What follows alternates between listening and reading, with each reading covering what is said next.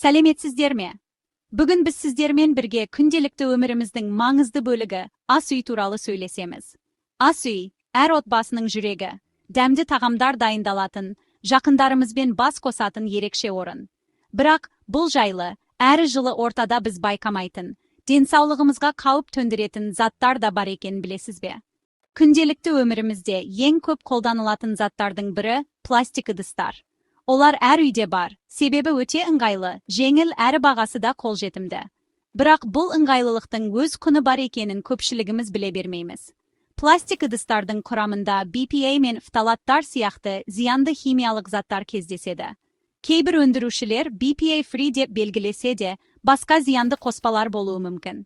Бұл химикаттар тағамға өтіп, ағзамызға түседі. Олар гормоналды жүйеге әсер етіп, бедеулікке, тіпті кейбір созылмалы ауруларға себеп болуы мүмкін. Әсіресе, пластик ыдыстағы тағамды микротолқынды пеште қыздырғанда, немесе ыстық тағам салғанда, зиянды заттардың бөлінуі бірнеше есе артады. Бұл әсіресе балалар мен жүкті әйелдер үшін өте қауіпті, себебі олардың ағзасы әлде қайда сезімтал келеді. Сондықтан, тағамды сақтау үшін шыны, болат немесе керамикалық ыдыстарды таңдаған жөн. Бұл материалдар тағамға ешқандай зиянды зат бөлмейді. Денсаулығыңызды қорғау үшін пластиктен бас тартып, қауіпсіз баламаларды таңдаңыз. Бұл өзіңіз бен жақындарыңыздың болашағына жасалған маңызды қадам.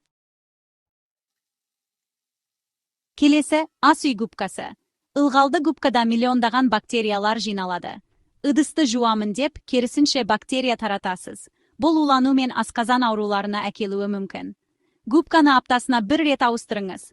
Қолданған соң жақсылап кептіріңіз. Микротолқынды пеште дезинфекциялауға немесе силикон щетка қолдануға болады. Гигиена басты қорғаныс. Үшінші, тефлон жабынды табалар. Бұл табалардың беті тағамның жабыспауына көмектеседі. Сондықтан оларды көпшілік жиі пайдаланады. Алайда, олардың қауіпсіздігіне назар аудару маңызды. Жоғары температурада тефлон жабындысы ыдырап, ауаға улы газ бөледі. Бұл газдар адам денсаулығына қауіпті. Әсіресе ас үйде желдету нашар болса, улану қаупі артады. Сонымен қатар, тефлон жабындысы сызылып, бөлшектері тағамға түссе, олар ағзаға жиналып, қатерлі ісік пен басқа да аурулардың қаупін арттырады.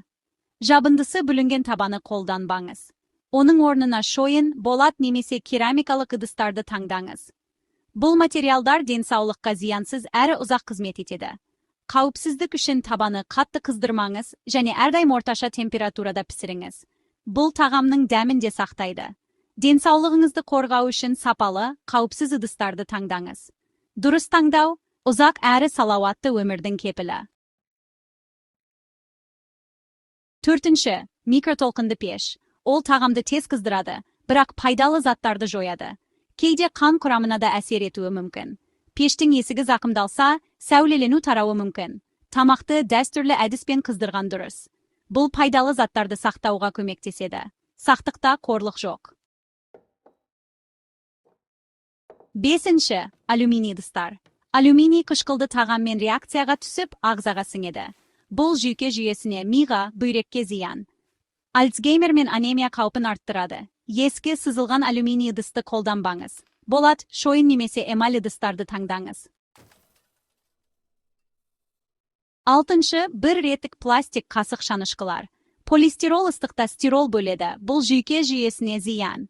Пластик табиғатты ыдырамайды. Қоршаған ортаға зиян. Металл немесе бамбук қасықты өзіңізбен алып жүріңіз.